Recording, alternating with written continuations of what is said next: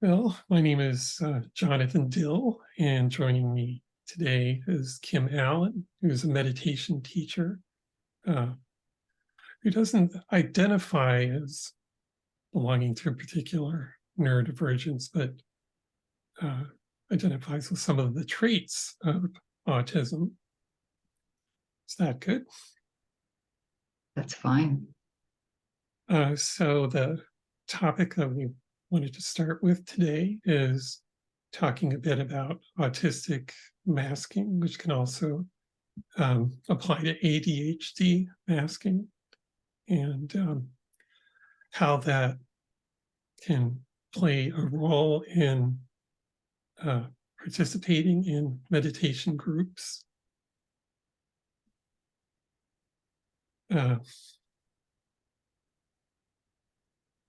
So one sort of obvious place to start, I guess, is with eye contact.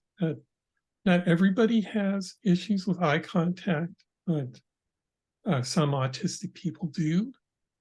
And as a teacher, a thing to be aware of is that if autistic people aren't making eye contact, it doesn't mean that they're not interested or not paying attention. It's just because it's not always comfortable to look directly at faces, which I have to some extent. I do like to make occasional glances at people's faces, but it could be a little intense trying to focus on a face at one point. Well, as part of masking, I sort of trained myself to force myself to make eye contact, and like especially for job interviews and things like that. And what I found is that I would lose my train of thought when I did that, that it would be difficult to remember what I was trying to say as I was forcing myself to make eye contact. And when I was diagnosed with autism in, I think it was 2009 or 2010, and I talked to my boss at the time about this. She actually said that she did notice that during my interview, but they didn't make a big deal out of it because they were impressed with other things that I had to say. So they hired me anyway. There may be a little more leeway for that sort of thing in information technology, which is the field that I work in currently. Field that a lot of my co-workers tend to have some autistic traits. Like there's this kind of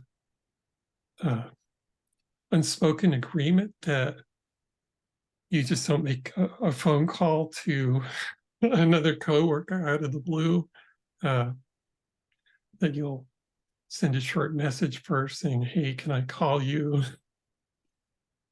Brace yourself. So that was just something interesting I noticed in my work environment. Do you find, I know you've done some meditation retreats. Do you find that the silent atmosphere and the culture on a retreat of not making eye contact is supportive for you? Yeah, I mean, that's, I would say, relaxing for me. Yeah. I guess another thing too is that like when I'm talking to other autistic people, like I see a therapist who is also autistic, that sometimes we just take a long pause in the middle of the conversation, and that's like just kind of the way we prefer to do things. Although when I'm in groups with neurotypical people, I do worry like, oh no, is do they think that this is awkward, and kind of having a meta conversation with myself about like, how am I looking to other people, which is basically kind of what masking is this self focus on trying to present yourself as a neurotypical person. Yeah, very much so. Well, one thing I find interesting in meditation interviews, either group interviews or one-on-one interviews, is that it's not really a typical social interaction. That's not the purpose. You know, when you're talking about your practice or if you're in a meditative space, now those elements may come in, but it can be more acceptable in spaces like that to not fulfill the very conventional social norms in the same way. And I would think that a teacher, this isn't true for all teachers, but teachers are encouraged to become flexible about how yogis are and learn to be able to meet them wherever they are. I remember an interview I did with a one-on-one interview I did with my teacher very early, maybe like my first or second interview with him. And I think it was just during a day long or something like that at the center. And it was very nerve-wracking for me to be just one-on-one with a meditation teacher. I had no idea what to do. It's not a social norm where I know what to do, like in a job interview or in a meeting or something. And so I said, maybe we could just sit. And he said, that's fine. It was a 15-minute interview, and we sat in silence for 12 minutes. And finally, I said a few things, but I was impressed that he could sit through that. He's neurotypical, and so I think that convinced me that it would be okay for him to be my teacher. But yeah, he just sat through that and was waiting to see what happened.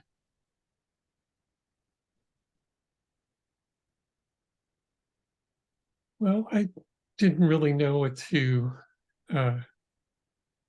expect for the first retreat, where we did interviews also, where you were in training to teach a particular type of retreat yourself. I guess one kind of difficulty that comes up, like especially in a retreat setting, is that in terms of trying to come up with what you're going to say, like in regular everyday life, it kind of feels like it kind of comes from the voice in the back of your head kind of thing, for me anyway, a lot of the time. And sometimes in a retreat, that voice becomes very faint or even silent. And it's kind of like, how do I come up with what to say?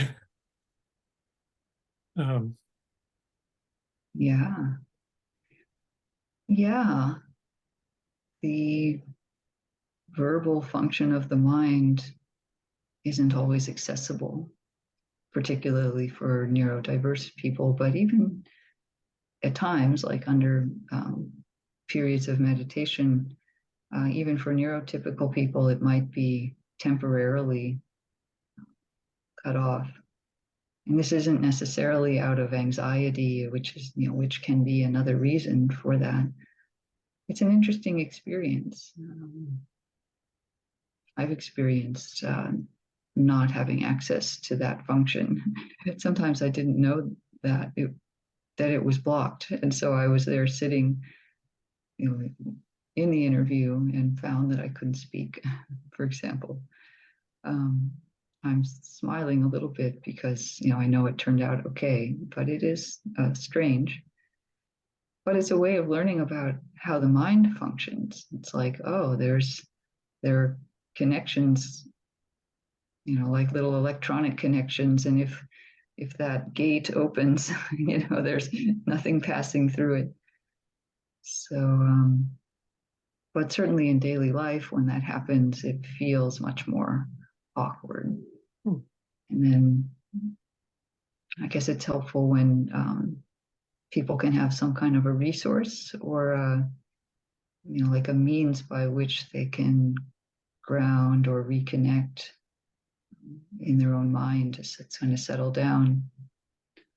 Some people have a movement they can do, or a place they can look with their eyes, like they train themselves to look at a corner of the room or something. Things like that. You may have some experience with that too, just things you found for yourself. I'll have to think about that and try to notice it. It's quite possible. I know that when I'm teaching my meditation myself, that it kind of starts out with that voice telling me what to say, but then at some point the words just seem to come from nowhere. You know what I mean? And sometimes I'm like even surprised by the things that I say, which somehow turn out to be the perfect thing to say, or it seems like it. That's how the Dharma operates. Yeah. There starts to be something more intuitive, something that's not coming from the cognitive mind. Yeah, because it's like not part of my identity or personality. It's like the Dharma itself somehow. Like I was guiding one of Ayya loving kindness meditations last night, and I'm always surprised by the response that I get when I teach like that. And wow, it's a really great feeling when something moves other people. Yeah. There's a lot of trust needed, I think, to learn to allow that voice to come through that's not something that was planned, especially if a person, has experience with feeling awkward in social situations or something else. It can feel like, oh, if I don't really plan this carefully, I'm not going to get it right. And you're talking about letting go into that trusting space, and it turns out to be right. That must be indeed a very good feeling. Maybe it's better somehow when we're not manufacturing things, unmasking.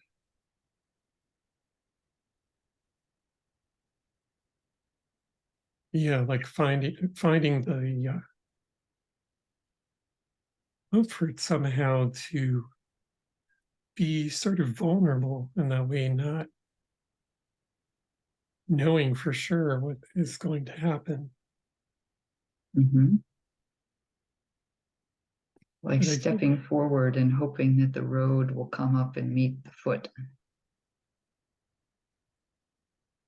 yeah, I took a short meditation course on trust that asked us to look into what we could trust, and the suggestion was that maybe trust is a practice, that it's something that we work on and develop like a skill. And I know that in my own life experience, there are definitely periods, especially in school as a child, where you could say that I was trained not to trust. So a lot of the work as a adult has been, I guess, healing and letting go and moving beyond those past experiences. And it has been hard work at times, but where I am right now feels worth having done all of that work. Beautiful. Yeah.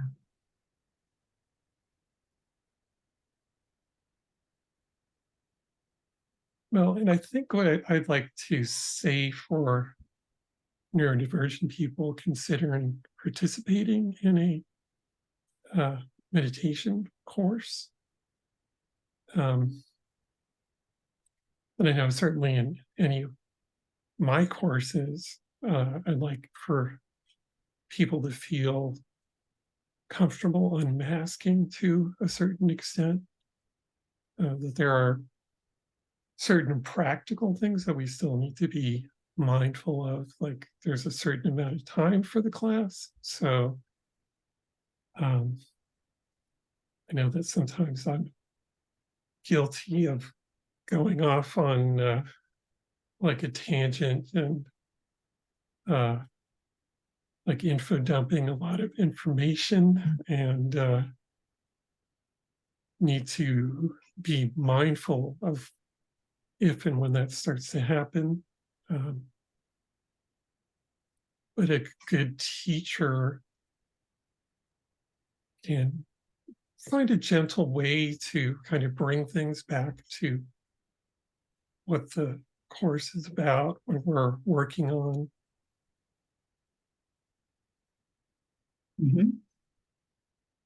Yeah.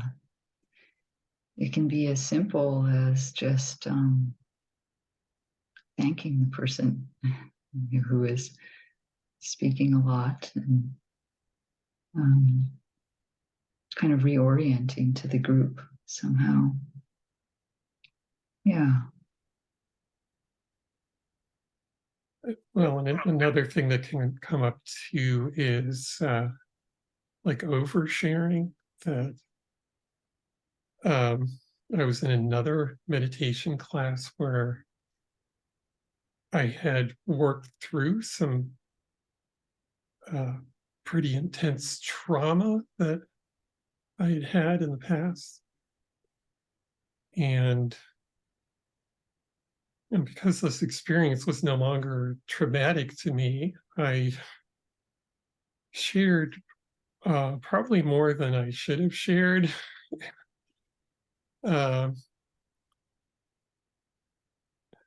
Like just unaware that this could potentially be triggering for the other people in the class. And the teacher found a gentle way just to interrupt what I was saying and I guess kind of get me on a different track, like sort of summarizing rather than getting into the deep details of what had happened. Yeah. Yeah. Sometimes there's not so much intuition about the level of sharing or amount of information that's needed in a given situation. I think it's true for everyone, but maybe the range is a little wider for neurodiverse people. Yeah. But I don't want neurodivergent people to feel like this is bad or wrong or something that they should feel shame or guilt about. And in mindfulness, the goal is to practice being mindful. And this is just another thing that we can work on being mindful of, to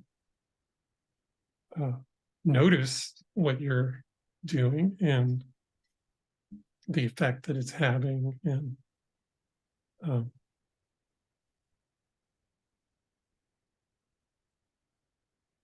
well, another skill that you're practicing and developing. And in some cases, something like that can open up something for someone else that's in the course. You never know. I definitely had that experience where I shared something during the course, and like afterwards, somebody came up to me and asked if they could talk to me about whatever the thing was that I shared, and they thanked me for, like, gee, this is what I was thinking about, the similar experience that I had, but I was like too afraid to share it.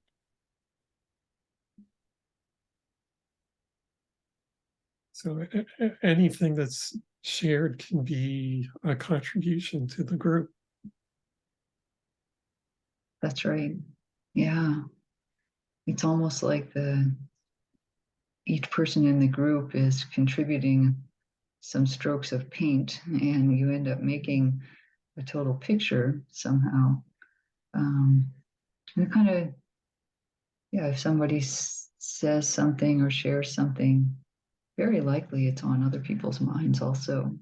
It ends up just being part of the whole. Yeah. One thing that comes to mind that is kind of a style, I guess, of relating that some autistic people have is that when people share something and are vulnerable, or something that's personal to them, um, that sometimes I have a tendency to then respond to that with a story about something similar uh, that I've been through, and I guess the intention is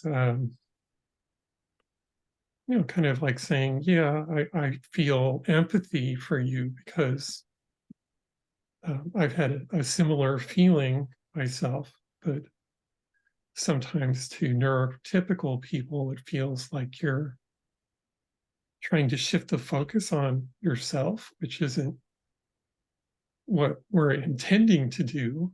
Mm. But that it sometimes can come across that way.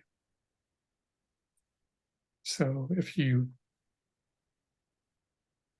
share something like that and somebody seems upset or confused, that could be the reason. And if you feel comfortable with it, you might explain that you're neurodivergent and that it wasn't I guess you're sorry that you caused them to feel that way, but um, your intention was to show empathy. Yeah. That's one. When we have the mindfulness training to kind of see how that's unfolding, being able to name it or speak it is really helpful. That's one of the big benefits of practicing mindfulness, is that those things become conscious, and then there can be a way to connect with the other person even in that situation and just move on, move through it in some way. So yeah, I can imagine that mindfulness is a huge support actually for navigation of the world in many situations. I know for me, every moment that I can use it. Yeah. Well, I've found it to be a very helpful, I guess you could say, adjunct, or I'm not sure what the best word is, that there's kind of a synergy with therapy if you're doing therapy. Mm-hmm. But I've had therapists tell me that I was able to use my mindfulness to work through things more quickly than I might have otherwise.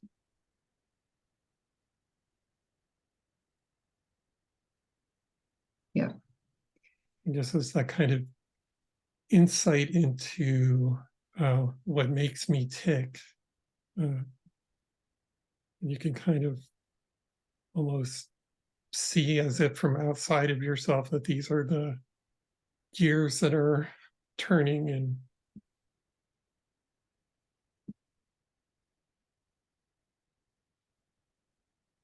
Yeah.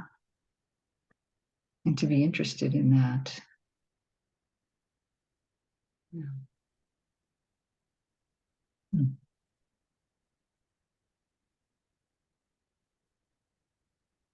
I guess at the other side of the spectrum that we've kind of touched on is that people may find it difficult to share. And if that's where you are, that is okay. You can still get something out of being in a meditation course. And I mean, just listening itself is more powerful than I think many people realize. That just kind attention to what everyone else is sharing is beneficial. Definitely. Um, as a teacher, and I also know from talking with friends of mine who are chaplains of various kinds, they'll say that presence and listening is more important than anything that is said when being with another person. So yeah, it all matters, just being there. It's almost like creating a space for something to happen in, if that makes Mm-hmm. sense. Is kind of the way that I think of it, Mm-hmm. bringing spaciousness to the group. So that is a way that you're contributing, whether you're sharing or not. Very much so. There are many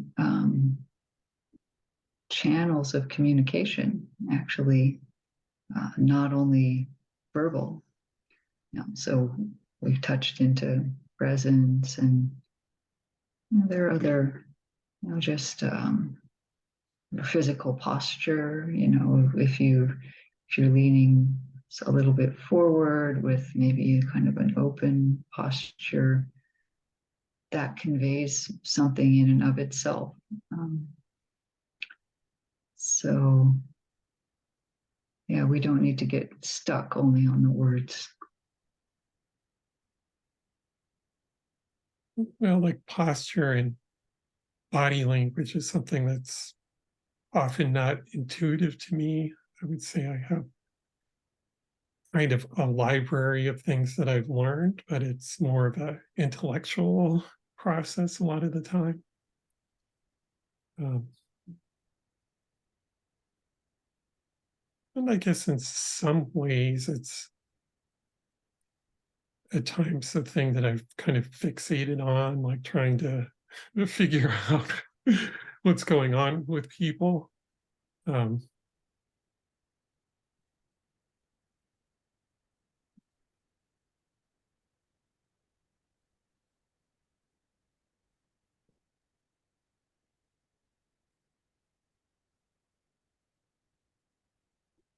I think I didn't learn very much about body language or posture kind of formally until I did a couple of day longs that were given by a person who was both a meditator and an actor.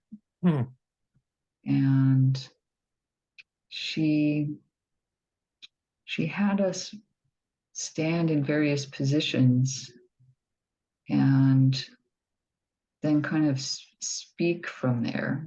And even if I wasn't sure what I was feeling exactly, I could feel that there was a difference between speaking when I was, say, crouching down or when I was standing up with my arms open, something like that. So I'm a little bit more of a felt sense kind of meditator and interactor in general. And that that showed me that there is some connection. I could feel the sense of each of those things. So that was interesting. That sort of alerted me to maybe it helped improve my library. But yes, I do know that these things are more and less intuitive, having seen that in my own evolution. Yeah. You know, I did get a chance in a workshop to work with a movement coach for acting at one point in time. So, yeah, I might have to recall some of what he was focusing on was talking about movement and speaking being centered in the head or in the heart or in the groin. Like kind of a metaphor that he used was like styles of music, where something like Bach might be very much in the head versus the groin would be something like Led Zeppelin is very based and coming out of that area. Yeah,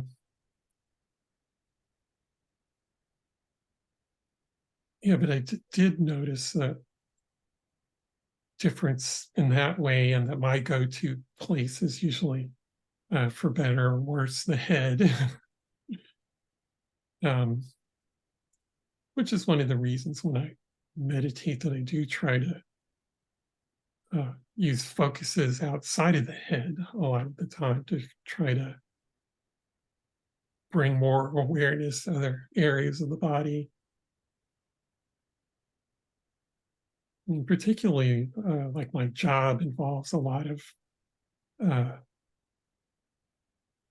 using a lot of knowledge and information, and there are a lot of it's very detail oriented. There's a lot to try to keep track of. So it does tend to put me in my head a lot of the time, which has got me thinking that since right now I'm doing some more physical kind of stuff, running, connecting things with cables and stuff like that, then maybe that's something that I could play with a little bit, trying to think of myself being perhaps grounded in the heart a little bit more as I'm working, and see what that is like, what happens when I do that. Which I guess is kind of the fun of mindfulness, being able to experiment and play around with these kinds of things and take them like out of the meditation class and out of your meditation period and give it a try just in your everyday life and the other activities that you're doing. It sounds really interesting. I would love to know the result of that exploration.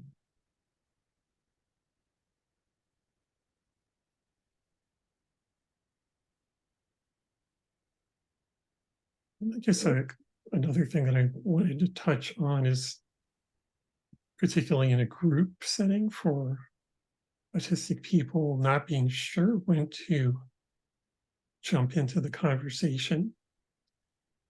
And I know that when I teach, I try to notice if people haven't been sharing, and I don't want to like make people uncomfortable or feel pressured, but just to check in and see if they do have something that they want to contribute. In case there was, the issue was just that they didn't know when to jump in. That sounds like a good way to do it. Yeah, using language so that they know that it's okay if they say, no, I don't have anything to contribute. But making that space, you referred earlier to creating a space. Yeah. And also giving some thought to things that we can do to help neurodivergent people feel more comfortable. Like one thing for me is having some clear ground rules for a course, so that people know in advance what is expected. That I know, especially growing up, I was like very attentive to rules because I wanted to be sure that I didn't break rules. So if somebody criticized something, I could say, well, this is the rule and I didn't break the rule. So, hopefully as adults, we can be more relaxed about that, particularly in a mindfulness course.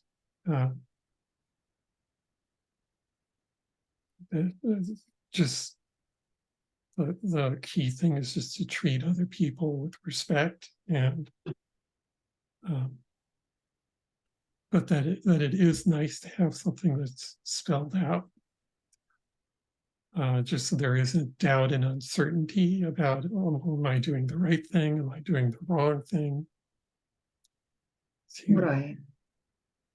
create the space and the freedom to not feel like you have to focus on yourself and kind of police yourself. Right. With that clarity there through some kind of basic ground rules, that might free up some energy or space in the mind to be able to ask questions or share something. I've seen that with students and also with myself, is that when I kind of know the structure of what's going on, then that can be filed away. And the rest of the mind can go toward thinking of things to say and supporting other people, whatever is needed. More bandwidth available. That's what I'm trying to say.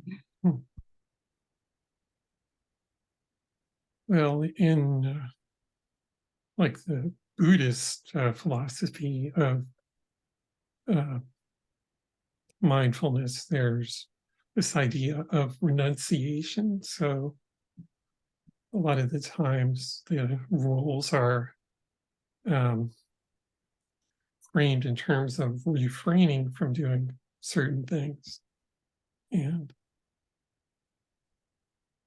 like at a certain point, if you're practicing Buddhism, you can start to see that like refraining from certain things kind of frees you up to be with what's present in the moment. That's a nice way of saying it. Yeah. The joy of renunciation.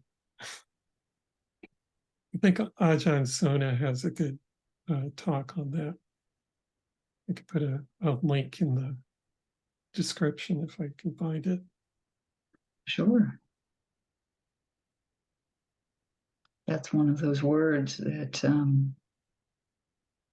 people don't always immediately connect with, but in the Buddhist understanding, it's often associated with things like joy and happiness and even wisdom. So it's well worth taking a second look at. I suppose, as opposed to giving up chocolate for Lent or something like that. I think it goes way beyond that. Yeah. Yeah. Well, and even if you are Christian and you bring mindfulness to your practice of Christianity, maybe you could see giving up chocolate in a new light. That's true. That's what I meant by that comment. It's not Right. that there's anything about Christians, but just that renunciation is more about the mental quality than the chocolate. Yeah, but I agree.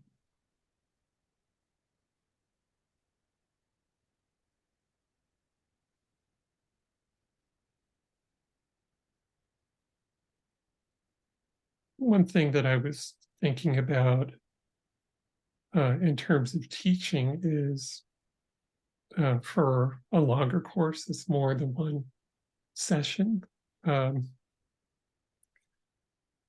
Potentially having some one-on-one interviews to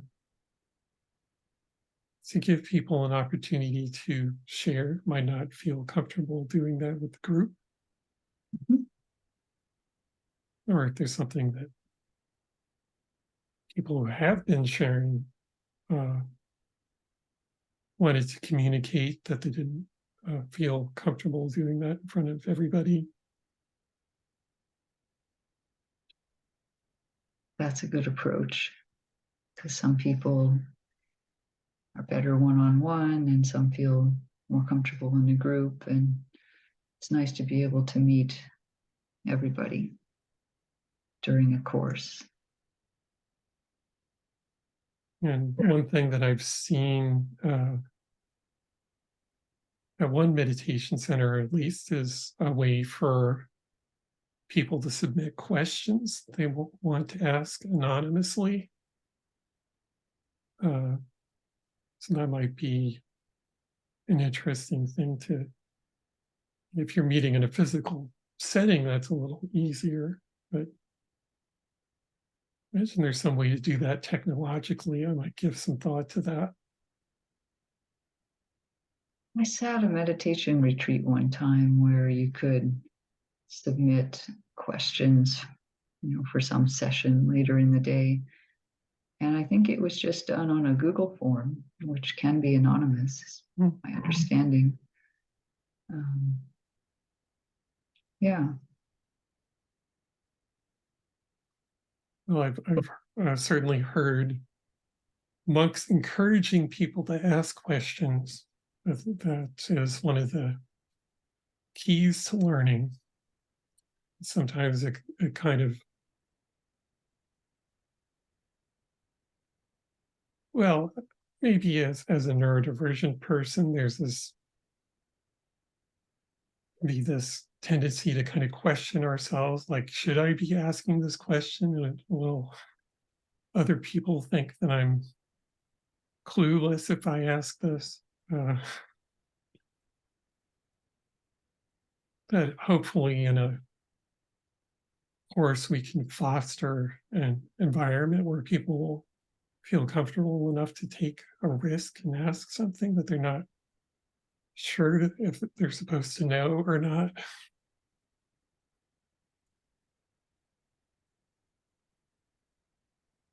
Sometimes at the beginning of a group interview session, I'll remind people that all the questions are useful because of something we touched on earlier. Probably somebody else has the same question, actually. And maybe they had that same thought, should I share this or not? So, Well, and many times there's also sort of different levels to answering the question, that there's a more superficial level, that there's kind of deeper ways of getting into it.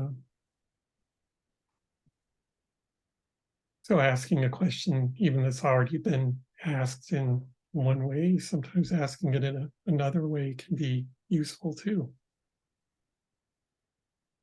Definitely. I can say as a teacher, I love getting questions because it's an interaction with the group. You know, I'm not teaching so that I can hear myself talk.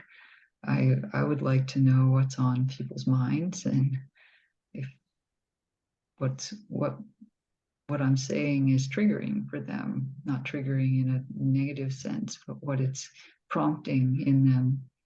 And it gives me information when people ask questions. And yeah, there are multiple levels. I like that term prompting because it's a little more neutral than triggering. Yeah. So I'll have to try to remember that. Yeah. What is this prompting in you? What is arising?